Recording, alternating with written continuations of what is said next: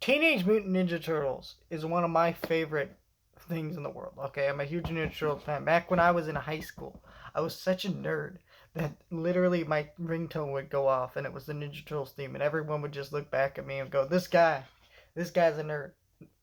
I love all the various series, all the various movies.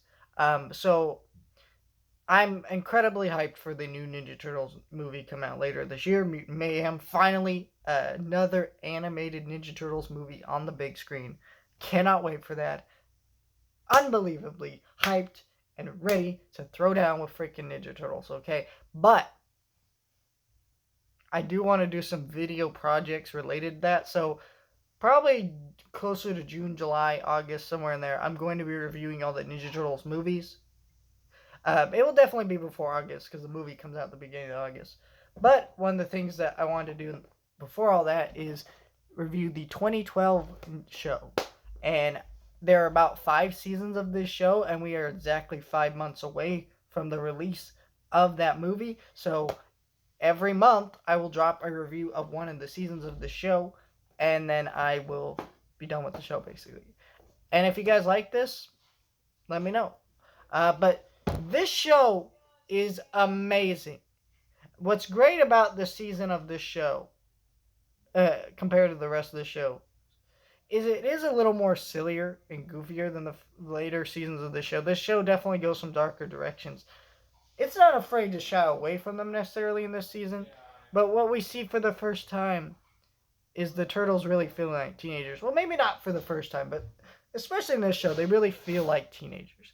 The character designs look more like teenagers. They look younger, whatever, and they have that more vibe, that kind of vibe to them. So this season, a lot is our characters throughout the whole season learning things. Masters, it does follow like a kind of message show of the week, like kids show where method where like Master Splinter sets up a lesson, then they take that into the battle and they have to learn a lesson. But it helps to really get you to come to love these characters and see them grow as people, so that when you get to the end of the season, you really just feel like, man, these are brothers, these are a team, they've worked together. You really feel that dynamic. It does such a great job at that. I never realized that watching this season back in the day when this show came out, because I've been watching this show since it came out in 2012. I was there the day this show premiered. I didn't see every episode as it aired because everybody who followed this show back when it was on knows that this show was kind of scattered all over the schedule a lot on Nickelodeon. But now I have the whole series and I can finally watch it all in order, which is part of the reason I'm reviewing it. But yeah, you get that. You get to see them meet the Krang for the first time. You get to see all these different things throughout the show that they find for the first time. And they're very different interpretations, but they're unique. They're interesting. And yeah, they're great. You know, Shredder is scary as hell in this show. The Krang are creepy. They've been able to do some really great stuff. They have great humor with Mikey and stuff. I honestly, Mikey is a character that in some iterations can get annoying, but the way they play him off in the show is excellent. This is just an awesome show all around. The way the characters grow, their relationships. Master Splinter is incredibly funny and just awesome and a badass in this show. The only thing that I think some people might have issue with is April, but her being 16 is fine.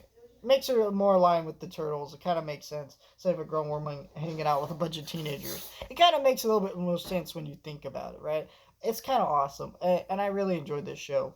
And yeah, best season of the show. No, the season's really not, I would say, because the fact that like we are still seeing them grow. We aren't seeing that darker elements of the story. This season ends on a happy note with a mild cliffhanger, but most of these seasons don't end on good notes. Most of them end on pretty dark cliffhangers that are made to leave you really concerned for our characters and things like that. And this season doesn't really do that because it's more about seeing our characters learn to be heroes for the first time and do things, and it just leads to some really great dynamics. Really freaking love this show.